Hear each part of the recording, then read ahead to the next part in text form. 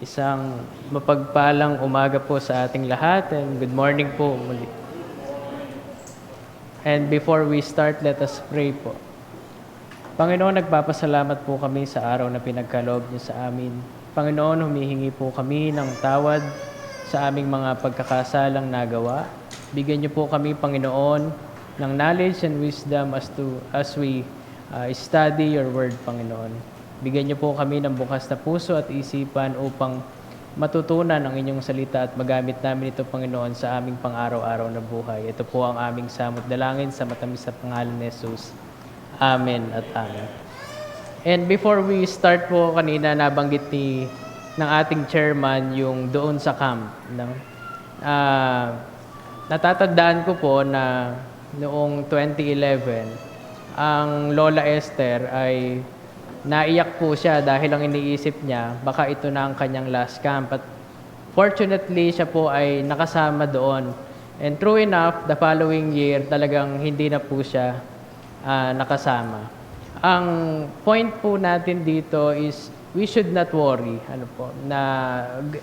Alam po natin na ang Panginoon ay hindi tayo pababayaan and He will provide. Like po sa pag-aaralan natin ngayong araw, maiko-correlate po natin itong discussion na ito. So, yung kinanta po ni Irish kanina na He Touched Me, I personally requested this song. So, ang sabi ko po sa kanya kung pwede niyang kantahin to because kung makikita po kasi natin yung meaning yung mensahe nung awit, ito po ay nagsasabi na ang pagtitiwala ng buong puso sa ating Panginoon ay nagbibigay ng kagalakan, pagpapala at biyaya sa ating buhay. Yan po ang isa sa purpose ng kanta. Now, ang atin pong topic is Trusting in the Lord. Our theme for the month of March is Nuggets of Wisdom from Proverbs. Ano po ba ang ibig sabihin ng nuggets? Kasi ang ganda po ng topic natin. Baka po kasi ang nasa isip ng iba o ng nakakarami sa atin ay chicken nuggets, McDo or Jollibee. Hindi po.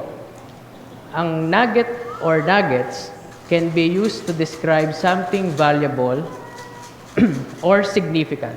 Meaning significant and valuable lessons that we can learn from Proverbs o kawikaan. As previously discussed by our chairman and Pastor Ribo, there are 31 chapters in the book of Proverbs. Napakadami pong paalala, gabay, kautusan sa atin na matatagpuan sa Proverbs na mahirap man po nating masunod lahat, pero kailangan po nating gawin at sikaping masundan. Ito po ay collection of sayings from wise men. So, ang kawikaan po ay mga kasabihan, kautusan at paalala sa atin kung paano po dapat mamuhay ang isang Kristiyano na naaayon sa kagustuhan ng ating Panginoon. Mapanghahawakan din po natin ang pangako ng Panginoon na tayo ay Kanyang gagabayan sa ating pang-araw-araw na pamumuhay. Ang topic po natin for this day is Proverbs 3:5-8. Before we discuss Proverbs 3:5-8, ang nilalaman po nito o ang pinupunto po ng Proverbs 3:5-8 is about trusting God.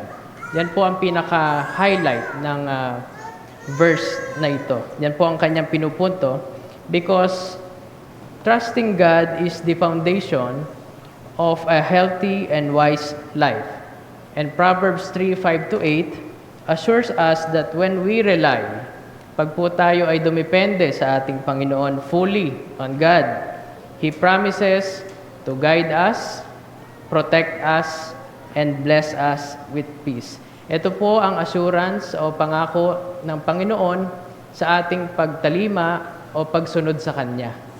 And Proverbs 3, basahin po natin ang Proverbs 3:5-8. Trust in the Lord with all your heart and lean not on your own understanding. In all your ways acknowledge Him and He shall direct your paths. Do not be wise in your own eyes. Fear the Lord and depart from evil. It will be health to your flesh and strength to your bones.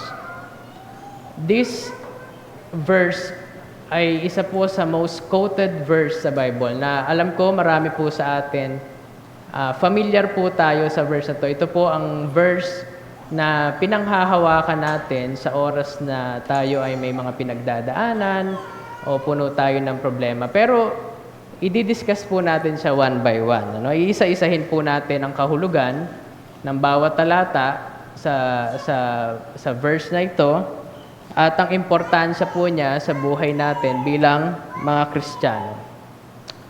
Now, ang sabi po dito, trust in the Lord with all your heart. Tumiwala ka sa Panginoon ng buong puso. Napaka-specific po ng sinasabi sa atin ng Panginoon dito. Ito pong command niya na ito. Na hindi po tayo binibigyan ng option ng Panginoon na you may trust the Lord with all your heart. Direct po ito. Ang sinasabi po ng Panginoon, trust in the Lord with all your heart, ng buong puso. Hindi po basta-bastang pagtitiwala na trust the Lord. Meron pong karugtong na magtiwala ka sa Panginoon ng buong puso. Meaning, with complete control, complete surrender. Kailangan po na sa pagtitiwala natin, isusuko po natin ng buong puso ang ating pagtitiwala sa Panginoon. Now, hindi lamang po ito not only during difficult times, but also at all times.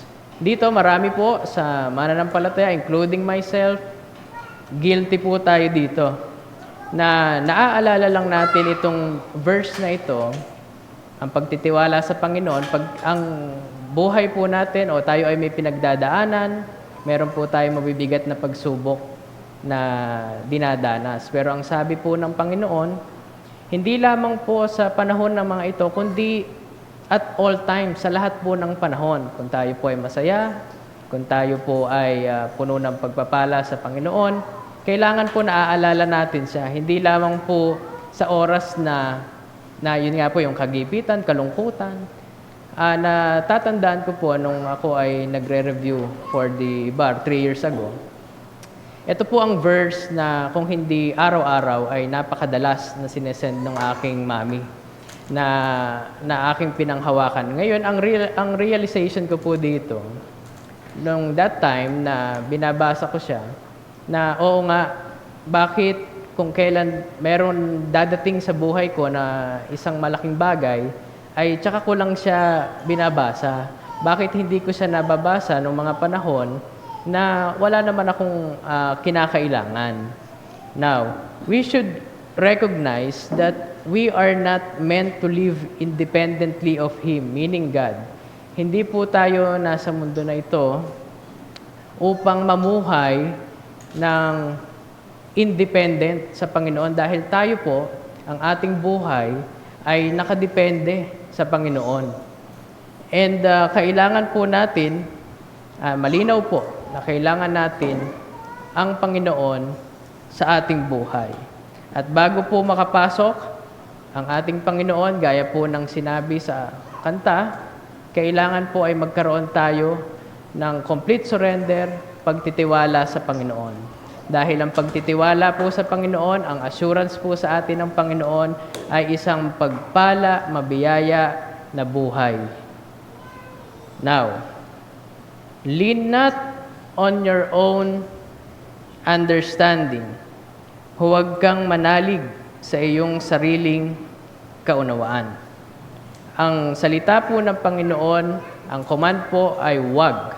Ano po? Huwag kang manalig sa iyong sariling kaunawaan. Typical na reaction po ng mga mananampalataya, hindi lamang po ng mga mananampalataya o ng mga tao, na pag meron pong dumadating na isang bagay na kailangan ng pagdedesisyon sa kanilang buhay, ang una pong nangyayari lagi dito, yung desisyon ng tao na akala natin na ito yung nakakabuti para sa atin. Pero ang hindi po natin kino-consider na before po tayo mag-decide, mas kailangan pong mauna ang paghingi natin ng guidance sa Panginoon. Panginoon, ano ba ang iyong ipagkakaloob?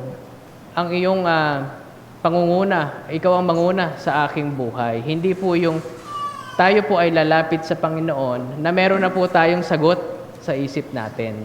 Yan po ang, at hindi po dapat din tayo dumidepende sa sariling pag-iisip natin dahil ang pag-iisip po natin ay limitado lamang. Tatandaan po natin na ang plano at ang pangako ng Panginoon sa buhay natin ay hindi po, makakasigurado po tayo na hindi po tayo papabayaan ng ating Panginoon. At ang kanya pong plano ay lagi para sa ating ikabubuti. Now, ang pananalig po sa sariling kaalaman ay nagdudulot lamang ng problema. Dahil akala po natin sa bawat sitwasyon na dumadating sa ating buhay, na kailangan ng pagdedesisyon ay kaya natin at alam natin ang gagawin. Ang ending po nito, nagbibigay pa siya ng karagdagang problema. Pero in the sense na dumating po ang problema at tayo ay nagdesisyon na para sa sarili natin before po tayo magkonsulta o manalangin sa ating Panginoon, nagkakaroon po ng false assurance na okay ang lahat. Pero in reality, dadating po ang point na ang ending ay hihingi din tayo ng tulong sa ating Panginoon. So ang sinasabi po sa verse na ito, huwag po tayong dumipende. Wala pong mawawala sa atin kung ipauubaya po natin sa Panginoon ang pagdedesisyon sa ating buhay. Dahil siya po, ang Panginoon po, ang nakakaalam ng lahat ng bagay at makakabuti para po sa atin. Ang pagtitiwala, at lagi po nating tatandaan, ang pagtitiwala sa Panginoon ay di hamak na mas mataas kaysa sa atin. In all your ways, acknowledge Him. Kilalanin mo siya sa lahat ng inyong mga lakad.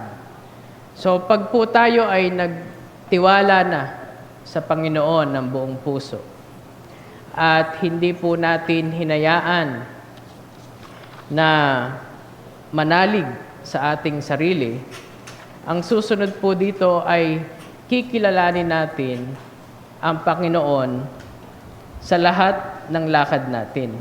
Ang ibig pong sabihin nito, sa bawat pangyayari sa ating buhay, sa bawat parte ng ating buhay, hindi po sapat na kinikilala lamang natin ang Panginoon sa oras ng kagipitan, kapighatian, o kalungkutan. So babalik po tayo doon sa una nating pinag-uusapan. Na ito pong verse na ito ay hindi lamang po dapat natin naaalala sa oras na tayo ay may problema. Ito po ay dapat pinapaalalahanan tayo sa pang-araw-araw natin na buhay, sa lahat ng oras, sa lahat po ng okasyon sa ating buhay, kaya tayo ay masaya, kaya tayo ay may pinagdadaanan. Sinabi po dito ng Panginoon na sa lahat ng aspeto ng ating buhay at sa lahat ng oras, ang pagtitiwala po natin sa Panginoon ay hindi po limitado pag kung kailan lang tayo may problema. Kaya wala po tayong nararanasang problema, kaya naaayon po ang mga nangyari sa ating buhay. Lagi po nating tatandaan na ang Panginoon ang dapat na siyang manguna at magdesisyon sa ating buhay. We should always seek God's wisdom for every step. Hindi po yung namimili tayo kung kailan po natin aalalahanin ang Panginoon. Sabi po, pag po in-acknowledge natin ang Panginoon sa ating buhay, He will direct your path at kanyang ituturo ang inyong landas. Sa oras po na tayo ay nagtiwala na sa Panginoon, na hindi po tayo nanalig sa sarili nating kaalaman, at kinilala po natin ang ating Panginoon, ang Panginoon po ay kikilos upang ituro po sa atin ang landas. Dito po sa part na to ng Proverbs 3, hindi po sinasabi ng Panginoon na ang pagtitiwala sa Kanya, pag po tayo ay Kanyang ginaid at ang ating magiging kalbaryo o journey ay magiging smooth. Lagi pong merong pagdadaanan ang tao sa kanyang buhay. Ang pangako po sa atin ng Panginoon, kung ano man po ang ating pagdaanan sa ating buhay, tayo po ay Kanyang i-guide, hindi po niya tayo pababayaan. At ang isa pa po sa assurance ng Panginoon, bukod sa tayo po ay Kanyang i-guide patungo sa ating pupuntahan, sisiguraduhin po ng Panginoon na tayo ay makakarating sa ating paroroonan. Yan po ang Kanyang itinuturo sa atin sa oras na tayo ay nanampalataya sa ating Panginoon. Madalas po, kung tayo ay nagkakaroon ng maraming pagsubok sa ating buhay, marami pong katanungan. Bakit ba nangyari sa aking buhay ito? Bakit ko kaya hinaharap ito? Sa ngayon po, hindi natin masasabi ang sagot, pero tatandaan po natin na hindi tayo bibigyan ng Panginoon ng pagsubok na hindi natin kayang harapin, na hindi po natin kayang lagpasan. Ang mga pagsubok po na to na dumadating sa ating buhay ay nasa plano po ng ating Panginoon na nagpapatatag po sa ating pananampalataya bilang mga Kristiyano. Matapos po natin na isuko at magtiwala, pagkatiwala lahat sa Panginoon, napakalinaw po sa Biblia na darating ang araw na tayo ay maliliwanagan sa kung ano ang nangyayari sa atin. Meron pong mga pagkakataon na tayo ay sinusubok ng Panginoon. At ito pong mga pagsubok na to, kahit po mabigat sa ating kalooban o tayo ay nahihirapan, in a sense, dapat po, for me, siyempre ako rin po nakaka-experience din ng mga problema, pero ako po ay nagpapasalamat sa Panginoon sa gawa ng kahit po may mga pagsubok sa ating buhay, masasabi ko po na wala naman po tayong hindi nalagpasan. Dumating man po ang gaano kahirap na sitwasyon sa ating buhay, lagi po siyang may solusyon. Hindi po umaabot sa punto na wala ka na talagang magawa. Saan ko po siya maihahalin tulad? Ako po, hindi ko hinangad, hindi ko po ma-imagine ang pinagkaloob ng Panginoon sa akin. Na sa pagtitiwala ko sa Panginoon, o minsan, mayroon po tayong mga pagkukulang, pero sa takbo po ng ating buhay, nakikita ko na ang Panginoon ay hindi po nagkulang sa ating buhay. Sa lahat po ng oras, gaya po nung Friday, hindi ko po ina-expect din sa buhay ko na ito po ang aking magiging profession. Na araw-araw po akong nakikipag-usap sa mga akusado. Ayan po, ano? So parang nagkakaroon na rin ba ako ng criminal mind? Pero hindi naman po. So nung Friday po, meron po akong sinamahan sa DOJ Manila, 9 police officers and officials. So first time ko pong mapunta sa Department of Justice, meron po silang hinaharap na kaso, and yung mga kaso po nila, hindi siya simple. Noong pong pababa ako sa Robinsons, Manila, naka-full uniform po sila, nakasulubong ko na sila. Ang lalaki po nilang mga opisyal. Nakatingin po yung mga tao at akala po ata dadalhin ako sa The Hague. Pero dito po, sa aking profession, ang lagi pong sinasabi ng mga akusado, gaya po ng mga police officials, na, "Attorney, ikaw na ang bahala sa amin, nagtitiwala kami sa iyo." So, ang point ko po dito is that dapat po sa ganong sitwasyon, although hindi ko naman po nasabi sa kanila na hindi, na question ko sila. Pero dapat po ang initial reaction natin, sa Panginoon tayo lumapit sa mga oras na yon. Dahil ako po, maaasistihan, pero ang Panginoon po ang makakatulong sa kanila. Totoo po iyon. Na hindi ko po kayang baguhin, hindi ko po kayang bigyan sila ng magandang resulta. Ang Panginoon po ang siyang mangunguna sa kanila. Ang sabi nga po, ang Panginoon ang greatest architect ng buhay. Planado na po ito ng ating Panginoon kung ano man po ang mga pagsubok na ating dadaanan sa ating buhay. Ang pangako po muli ng Panginoon, tayo ay Kanyang i-guide, papatnubayan. Hindi po sinabi ng Panginoon na magiging madali ang ating journey. Pero nangako po ang Panginoon na nandyan lamang po siya sa atin at sisiguraduhin po niya na tayo ay makakarating sa dapat nating pupuntahan.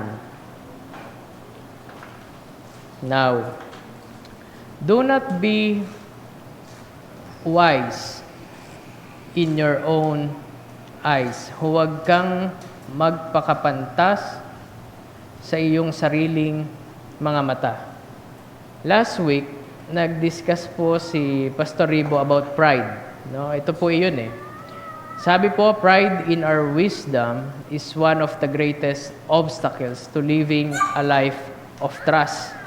Napakadali po nating sabihin na alam natin at we are under control sa lahat ng bagay.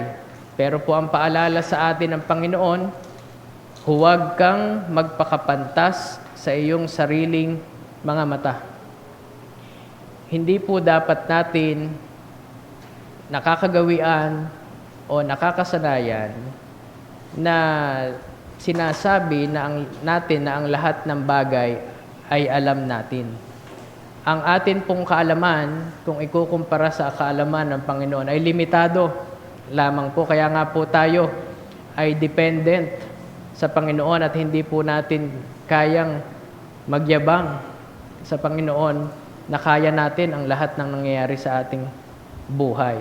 Dahil sa oras po na tayo ay magkaroon ng isang problema o suliranin na pagdadaanan sa ating buhay, lagi po nating tatandaan, kahit gaano po natin sinasabi na alam natin lahat, ang ending po nito, hihingi at hihingi rin tayo ng tulong sa ating Panginoon. Kaya bakit hindi po natin unahin ang Panginoon sa lahat ng bagay, sa lahat ng oras sa ating buhay? Ang Book of Proverbs po, napakadami pong paalala, payo, dapat nating gawin, dapat nating sundin. Pero mahirap man po sa atin na sumunod dito, kinakailangan pong pagsikapan natin. Dahil hindi po ito isinulat, hindi po ito ibinigay sa atin ng Panginoon upang basahin lamang. Ang goal po ng Proverbs ay maisabuhay natin ang mga pangangaral na to nang sa gayon po ay mamuhay tayo nang naaayon sa buhay ng kagustuhan ng Panginoon. This verse, "Do not be wise in your own eyes," encourages humility, pagpapakumbaba.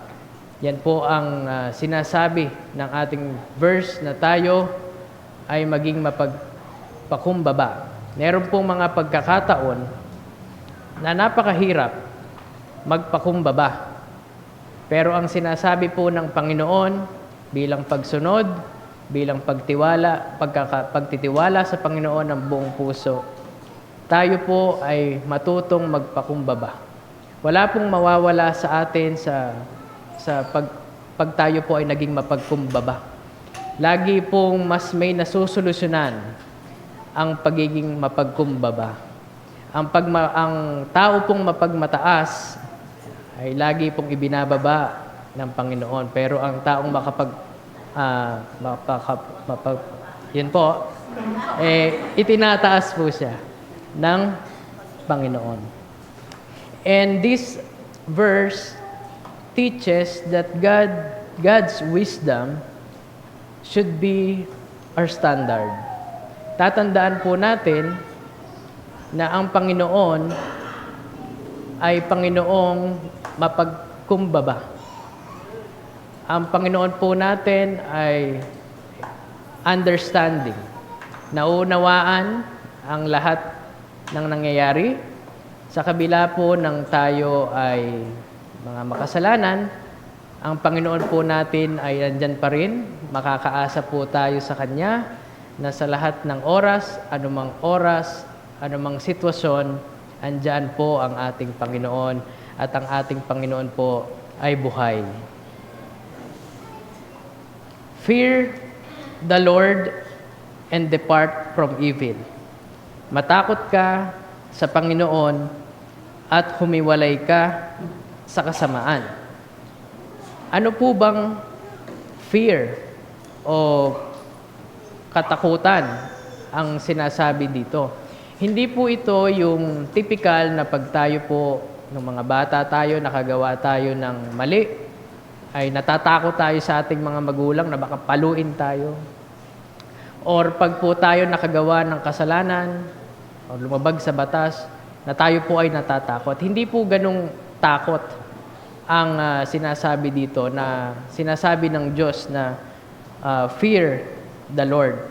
Ang takot po na sinasabi dito ay ang pagpapakita ng takot sa Panginoon dahil alam natin na nirerespeto natin ang kapangyarihan, kabanalan ng ating Panginoon sa ating buhay. Ang takot po na pinahihiwatig ng Panginoon sa atin sa verse na to is somehow tantamount to respect. Bilang respeto po, tayo po ay natatakot sa Panginoon. Gawa ng siya ay banal. Ang kanya po, natatakot po tayo sa Panginoon bilang respeto dahil sa kanyang kapangyarihan sa ating buhay. Na siya po ang Panginoon na nagbibigay ng ating mga pangangailangan. This type of fear leads to wisdom as we recognize our smallness in comparison to God's greatness. Wala pong makakapagkumpara na tao sa Panginoon. At dahil tayo po ay meron ng takot sa Panginoon, na tayo po ay nagtiwala ng buong puso sa ating Panginoon, hindi po tayo dumepende sa sarili nating kaunawaan. Kinikilala po natin ang Panginoon sa ating buhay. Itinuturo po ng Panginoon ang landas sa atin. Hindi po tayo nagpapakapantas sa ating sariling mga mata. At tayo po ay may takot sa Panginoon. Ang susunod po nito ay tayo na po ang magkukusa na lumayo, to turn away from sin and temptation dahil or because we respect and honor the Lord. Yan po ang napakagandang mensahe ng ating Panginoon sa ating buhay. Na tayo ay magkakaroon na ng kusa na tumanggi dahil bilang pagkilala sa Panginoon, bilang respeto sa Panginoon, sa Kanyang kapangyarihan, sa Kanyang kabanalan, tayo po ay lumalayo na sa anumang tukso, anumang kasalanan. To honor God, para po tayo ay magbigay ng papuri at hindi po magbigay ng kahihiyan, hindi lamang po sa ating sarili, kundi bilang kahihiyan sa Panginoon. At ang huli pong verse na part ng Proverbs 3 is that it will be health to your flesh and strength to your bones. Pero in Tagalog version po ang sabi dito, magiging kagalingan sa iyong pusod ay utak sa iyong mga buto. Noon pong tayo ay nagtiwala sa Panginoon at tayo po ay sumunod sa kanyang mga utos, na hindi po tayo nag-complete surrender po tayo. Hindi po tayo nag-rely sa ating sarili. Pinaubaya po natin in full control sa Panginoon ang ating buhay. Ang pangako po ng Panginoon, pag atin po itong sinunod, atin po itong in-honor, na tayo po ay magkakaroon ng magandang kalusugan. Kalusugan at kalakasan. Ang sinasabi pong kalusugan dito na pangako sa atin ng Panginoon sa pagtitiwala sa Kanya ay kalusugang pisikal at kalakasang spiritual. Ito po, physical well-being and spiritual being. Tatandaan po natin na ang pangako ng Panginoon ay pangakong hindi napapako. Kung ang pangako po ng isang tao, ang lagi po natin sinasabi, pag ang isang tao ay nangako at hindi tunupad, ang sabi po natin, maswerte ka nga, pinangakoan ka pa, tutuparin pa ba? Pero sa Panginoon po, ang pangako ng Panginoon, lumipas man ang ilang libong taon, ay mananatili po at Kanyang tutuparin ito para sa atin. Ngayon po, inaayahan ko po ang lahat na tayo po ay manalangin. Panginoon, nagpapasalamat po kami sa araw na pinagkaloob niyo sa amin. Salamat po, Panginoon, sa inyong mensahe na ipinadala sa amin. Panginoon, ang aming pong dalangin ay tulungan niyo po kami, Panginoon, na kami po ay magtiwala. Ibigay po namin ang buong pagtitiwala sa inyo, Panginoon, na kayo po ang manguna sa aming mga buhay. Panginoon, huwag niyo po kaming pababayaan sa araw-araw. Kung ano man po ang aming mga problema dinadanas, alam namin, Panginoon, na nandyan kayo at handang tumulong sa amin at hindi niyo po kami pababayaan. Muli, maraming salamat po, Panginoon, sa araw na ito at sa inyong salita. Amen.